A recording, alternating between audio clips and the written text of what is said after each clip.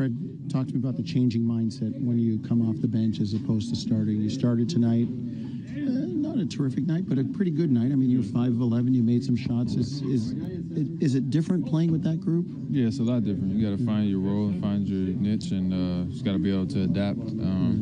Obviously, coming off the bench, you don't really get time to feel your way into it. You got to be locked and loaded, ready to go. And I try to do that as a starter, but it's a little different, being probably the last option out there. So I thought I did a good job moving the ball, dictating pace, and just locking in on the defensive end. And whatever offense came to me, I was trying to take advantage of it. Does that make it easier when you're, well, I mean, like you said, you're not worried about the offense. You're maybe the last option, and stuff kind of finds you easier? Yeah, it is. It's still tough at the same time. You don't want to force anything. And you look up, you got 2 points, and you play about 25 minutes. You start itching a little bit, but you just got to trust it. And at this point, Jonesy, I'm just, trusting that these things will balance themselves out. And I think that right now we have to make a more concerted effort to overpass a little bit until we figure our stuff out. And if I got to be the guy on the short end of the stick for that, I'll take that on the chest and with full trust that, those things will work themselves out. You guys had great energy. You're 5-0 now on the second nights of back-to-back. You've won your last 7 on the second night. I asked JV, I asked Nick, what your thoughts on why it kind of happens that you guys pick it up on that second night? It takes a little bit more focus and effort and intensity, and just naturally when you do that, things tend to work out for you. So I think we're making a more concerted effort to not give things away and not make it easy and go out there with a good focus and energy and intensity. And when you do that, most nights, you'll have a chance to win. Kyle with the triple-double tonight. I mean, you were one of 5 guys in double figures. And just tell me about the way the team played, why you guys were so successful. Yeah, moving the ball a lot. I think that obviously when you got a guy like Kawhi out there, he's going to have the ball quite a bit. And when he's out, the rest of us have to do a good job of stepping up and sharing the wealth. So I think that tonight we did a good job moving the ball. Everybody was able to eat a little bit. And, Kyle was Kyle, and he was special out there and dictated. And just I think we went 3-4 minutes there without scoring to start the game, and he kind of settled us down with a quick 7 just to be like, all right, I'm here now.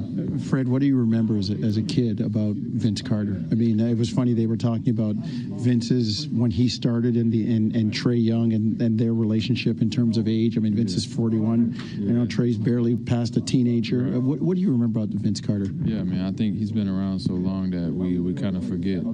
It's once in a generation type player that he was, and changed the game with his athleticism and just his passion and being able to fly around out there and then turned into a hell of a scorer. So Vince has changed the game. Obviously, being in Toronto these 3 years, I've been able to experience it firsthand, but he changed the game for every kid growing up. And like you said, I'm only 24, so I was just a kid when he was, terrorizing the league, and it's awesome to see him, whatever year it is, 21 now, still able to go out there and compete at a high level.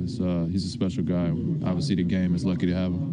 Did you guys come into the game knowing that he was that close to 25,000? No, we didn't. I didn't know until about 2 minutes there left. I couldn't figure out what the crowd was cheering for.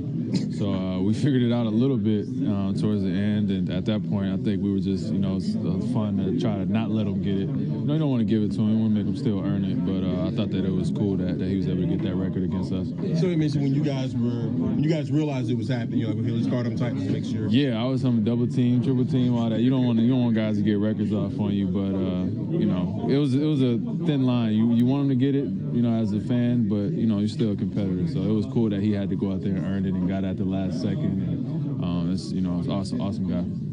Fred, so far through this season, what do you think has been the biggest adjustment in your game? What's kind of worked well for you this season?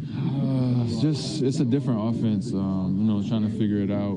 It's going to take some time. Obviously, last year I think we had 5-man platoon units, and our rhythm and stuff was a lot better. So this year is a little different. Just trying to find the groove and find where your shots are coming from. And like I said earlier, right now I'm just trying to be the guy who's passing a little bit too much and trying to figure out where our shots are going to come from. And those things will work themselves out as the season goes on.